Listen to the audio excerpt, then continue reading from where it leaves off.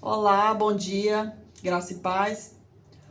Hoje a nossa leitura será em Gênesis 25 e 26, Mateus 9, de 1 a 17 e Salmo 10, de 11 a 18.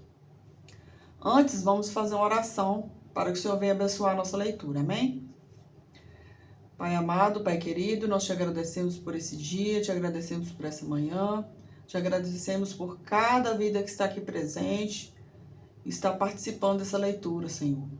O Senhor vem abrir as nossas mentes, abrir os nossos corações, para que possamos entender e colocar em prática tudo aquilo que será falado nesta manhã. Nós te louvamos, te agradecemos, fica conosco. Amém. Lá no versículo 7 de Gênesis 25, começa falando assim: Abraão viveu 175 anos, morreu em boa velhice, em idade bem avançada, e foi reunido aos seus antepassados. No 11, depois da morte de Abraão, Deus abençoou seu filho Isaque. Isaque morava próximo a Bet-Lahai, ou Bet-Lahoi. No 21, Isaque orou ao Senhor em favor de sua mulher, porque era estéril. O Senhor respondeu à sua oração e Rebeca, a sua mulher, engravidou. No 23, disse-lhe ao Senhor, duas nações estão em seu ventre, já desde as suas entranhas, dois povos se separarão. Um deles será mais forte que o outro, mas o mais velho servirá ao mais novo. O 27, os meninos cresceram, Esaú tornou-se caçador habilidoso e vivia percorrendo os campos, ao passo que Jacó cuidava do rebanho e vivia nas tendas. 28, Isaque preferia Esaú, porque gostava de comer das suas caças. Rebeca preferia Jacó. 34. Então Jacó serviu a Esaú pão com ensopado de lentilha. Ele comeu e bebeu, levantou-se e foi. Assim Esaú desprezou o seu direito de filho mais velho. Gênesis 25, irmãos, marca a transição geracional da aliança. Abraão, o pai da fé, parte em paz, velho e cheio de anos, enquanto surge a próxima geração marcada por tensões familiares e escolhas trágicas. A bênção divina não cessa com a morte do patriarca. Deus abençoou seu filho Isaque, que está lá no verso 11, mas agora opera em meio à complexidade humana, esterilidade, rivalidade fraternal e a venda leviana da primogenitura. Então nós podemos aqui ver a história, né, de Abraão e Isaque e posteriormente Jacó e Esaú. Nós vemos uma família que é uma família de promessa, né, que o Senhor prometeu para Abraão que ele seria pai de multidões e assim ele fez, né, cumpriu a promessa na vida de Abraão e não ficou só no Abraão, ficou também na posteridade dele, que nós podemos ver aqui que o Senhor também fez promessa para Jacó. Aliás, fez promessa para Isaque e depois, posteriormente, Jacó e Esaú também. Foram todos agraciados com o Senhor pelas promessas dele. Amém? A primogenitura desprezada por Esaú encontra seu cumprimento em Cristo, o primogênito de toda a criação. Está lá em Colossenses 1:15. E primogênito dentre os mortos, Colossenses 1:18. Ele não desprezou sua herança, mas esvaziou-se a si mesmo, lá em Filipenses 2:7. Para nos conceder a adoção como filhos, tornando-nos herdeiros de Deus e co-herdeiros de Cristo. Então é promessa do Senhor, né? Que nós somos filhos, herdeiros do Senhor. Amém? Vamos ler lá em Gênesis 26. Gênesis 26, no versículo 2, que fala assim: O Senhor apareceu a Isaque e disse: Não desça ao Egito, procure estabelecer-se na terra que eu lhe indicar. Permaneça, o 3 fala assim: permaneça nessa terra mais um pouco, e eu estarei com você e o abençoarei. porque a você e aos seus descendentes darei todas essas terras e confirmarei o juramento que fiz a seu pai Abraão. O 4. Tornarei seus descendentes tão numerosos como as estrelas do céu, e lhes darei todas essas terras, e por meio da sua descendência todos os povos da terra serão abençoados. O 12. Isaque formou lavoura naquela terra, e no mesmo ano colheu 100 por 1, porque o Senhor o abençoou. 18. Isaque reabriu os poços cavados no tempo do seu pai, Abraão, os quais os filisteus fecharam depois que Abraão morreu, e deu-lhes os mesmos nomes que seu pai lhes tinha dado. 24. Naquela noite o Senhor lhes apareceu e disse: Eu sou o Deus do seu pai Abraão. Não tema, porque estou com você. Eu o abençoarei e multiplicarei os seus descendentes por amor ao meu servo Abraão. O 29. Tu não nos farás mal, assim como nada te fizemos, mas sempre te trataremos bem e te despedimos em paz. Agora sabemos que o Senhor te tem abençoado. Então, Gênesis 26 retrata Isaque como o patriarca da perseverança silenciosa, enquanto seu pai Abraão foi o pioneiro da fé e seu filho Jacó o estrategista astuto. Isaque é o conservador da aliança, aquele que reabre poços entupidos, no verso 18, e permanece na terra mesmo diante da fome e da hostilidade filisteia. Sua história é marcada por repetições significativas, a aparição divina que reafirma a promessa abraâmica. Isso está lá no verso 2, de 5 a 24. Aliás, capítulo 2, do verso 5 a 24. O conflito por recursos hídricos e a aliança selada com Abimeleque. Então, são promessas que o Senhor fez a essa família, né? O Senhor fez promessas a Abraão, fez promessas a Isaque, e o mesmo que aconteceu com o pai, né? De o Senhor ter falado que ia cumprir, que ia fazer ele pai de multidões, pai de nações, assim fez com Isaque também. E está aqui na palavra, né? Escrito. Isso é bênção.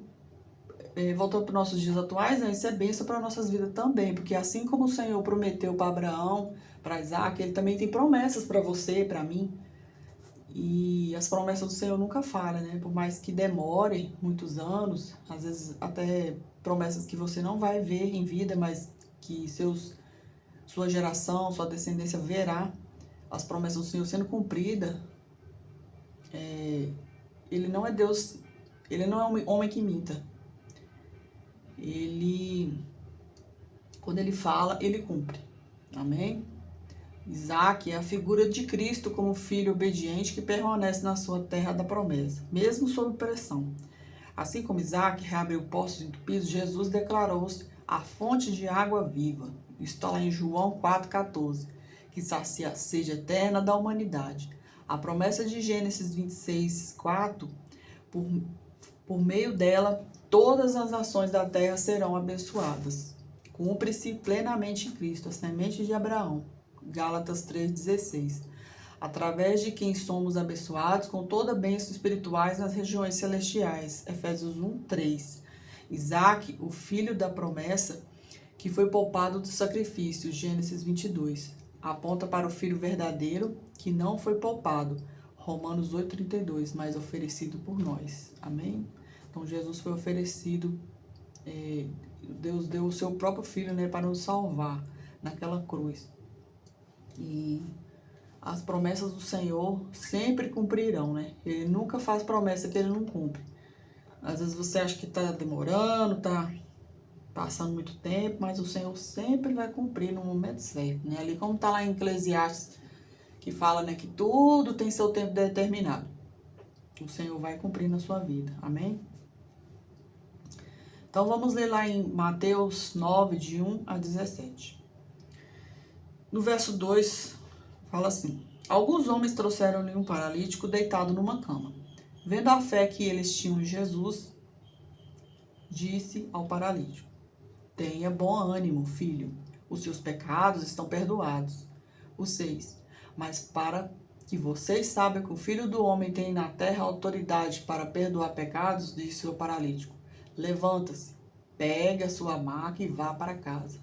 O 9. Passando por ali, Jesus viu um homem chamado Mateus, sentado na coletoria, e disse-lhe: Siga-me, Mateus. Levantou-se e o seguiu. O 12 fala assim: ouvindo isso, Jesus disse: não são os que têm saúde que precisam de médico, mas sim os doentes. 13. Vão aprender o que significa isso. Desejo misericórdia, não sacrifícios, pois eu não vim chamar justos, mas pecadores. O 15 fala assim: Jesus respondeu: como podem os convidados do noivo ficar de luto enquanto o noivo está com eles? Virão dias que o noivo lhes será tirado, então jejuarão. O 17: nem se põe o vinho novo em vasilhas de couro velhas. Se o fizer, as vasilhas se rebentarão, o vinho se derramará e as vasilhas se estragarão. Pelo contrário, põe um vinho novo em vasilhas de couro novas, e ambos se conservarão. Mateus 9, de 1 a 17, apresenta Jesus como um médico celestial que opera curas integrais, perdoando pecados antes de sarar o corpo, chamando pecadores notórios e inaugurando uma nova era escatológica simbolizada pelo noivo presente. Este bloco narrativo revela 3 dimensões da missão de Cristo: autoridade sobre o pecado, misericórdia para os marginalizados e a novidade do reino que rompe com as estruturas religiosas desgastadas. Nós podemos tirar várias lições de Mateus aqui, né, desse capítulo. E vou destacar 2 aqui que eu achei interessante. O 2, eu achei interessante, assim, pela compaixão daqueles homens, né, amigos, né, são amigos realmente eram amigos daquele paralítico, porque eles se dispuseram, né, de trazer o paralítico até Jesus, deitado numa cama. Então, hoje em dia, nós podemos ver que a amizade verdadeira é importantíssima para a nossa vida, é importante para o ser humano. Uma amizade que você pode contar os seus segredos, você pode conversar, você pode desabafar. É tão bom ter amigos, ter irmãos que prestam atenção nas pessoas, né, que conversam. As pessoas andam tão na correria, né, no dia a dia. E aqui em Brasília não é diferente, né, de outras cidades. E as pessoas às vezes não têm tempo, né, de ir na casa do outro, de conversar. Então tem muitas pessoas que só querem desabafar, só querem conversar. E basta nós, como assim, o nosso papel, na verdade, né, como cristãos, ter ouvidos e entender, né, o lado das pessoas, ter uma palavra de sabedoria, buscar em Deus sabedoria do alto, né, para falar para aquela pessoa, dar um conselho, né, saber ouvir. Até mesmo as pessoas só querem falar e você presta atenção ali. Até mesmo tem hora assim que você não vai ter resposta pronta ali na hora, mas você vai pedir ao Senhor orientação e depois você vai falar com aquela pessoa, né. Não significa que você tem que falar na mesma hora, mas o Senhor vai te dar palavras de sabedoria, né. E outro que chamou atenção também foi o 12, né? Que Jesus não veio para as pessoas sadias, as pessoas sãs, as pessoas que são perfeitas. Na verdade, ele veio para os pecadores, né? Assim como eu, como você. Nós não estamos isentos de pecar. Pelo contrário, né? Jesus até falou: no mundo tereis aflições, mas tende bom ânimo, eu venci o mundo. Como Jesus falou, né? As nossas aflições nesse mundo serão, enquanto nós vivemos aqui, serão sujeitos a passar por dificuldade, por problemas, por coisas.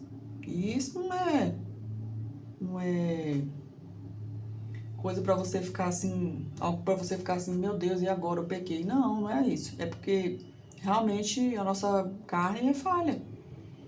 Infelizmente a nossa carne é falha e que pecamos mesmo. Tem hora que, né, vai acontecer, mas o importante nisso tudo não é você continuar no pecado, é você se arrepender, voltar atrás, pedir desculpas, pedir perdão,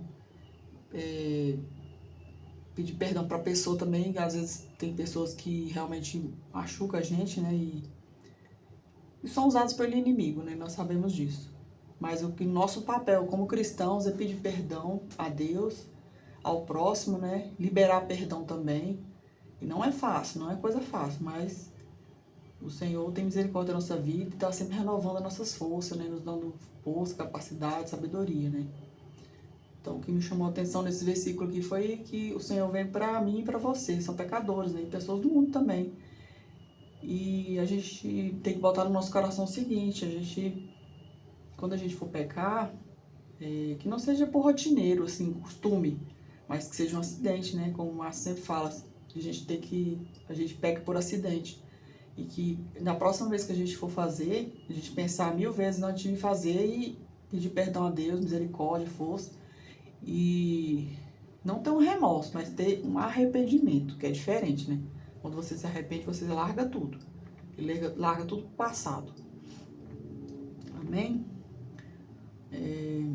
As analogias do remédio novo e do vinho novo, que está lá no verso 16 e 17, ensinam que o evangelho não é adição ao sistema religioso existente, mas nova criação que requer recipientes novos, corações quebrantados pela graça, não estruturas de autojustificação. O vinho novo é o Espírito de Cristo que transforma por dentro. Os odres novos são vidas renovadas pela fé.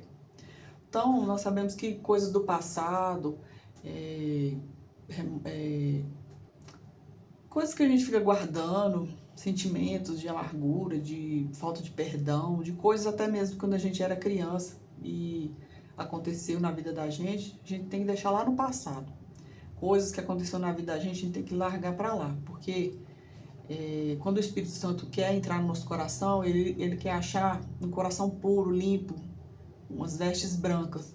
Ele não quer achar um coração impuro que fica sempre lembrando do passado, sempre pecando, sempre remoendo, sempre fazendo a mesma coisa. Você fez lá no passado, está fazendo no presente e ainda continua fazendo. Não pode. Tem que pedir perdão a Deus, tem que mudar de vida, a gente declarar em nossas vidas: eu sou nova criatura. As coisas velhas já passaram, eis que tudo se fez novo. Temos que declarar esse versículo na nossa vida constantemente, pedir a Deus sabedoria, força para não pecar mais. Jesus sempre nos ensinou, né? Vai e não peques mais. Ele não falou para você ir e continuar no pecado, não. Ele falou para você, a gente ir e não pecar mais. Amém? Vamos estar lendo lá no Salmo 10, de 11 a 18. No 11 fala assim: pensa consigo mesmo, Deus se esqueceu, escondeu o rosto e nunca verá isto. O 12. Levanta-te, Senhor, ergue a tua mão, ó Deus, não te esqueças dos necessitados. 14. Mas tu enxergas o sofrimento e a dor, observa-os como tomá-los em suas mãos. A vítima deles entrega-se a ti, tu és o protetor do órfão. 15. Quebra o braço do ímpio e do perverso, pede contas da sua impiedade, até que dela nada mais se ache. O 17. Tu, Senhor, ouves a súplica dos necessitados, tu os reanimas e atendes o seu clamor. 18. Defendes o órfão, o oprimido, a fim de que o homem que é pó já não se cause terror. A segunda parte do Salmo 10 transforma o lamento em clamor confiante.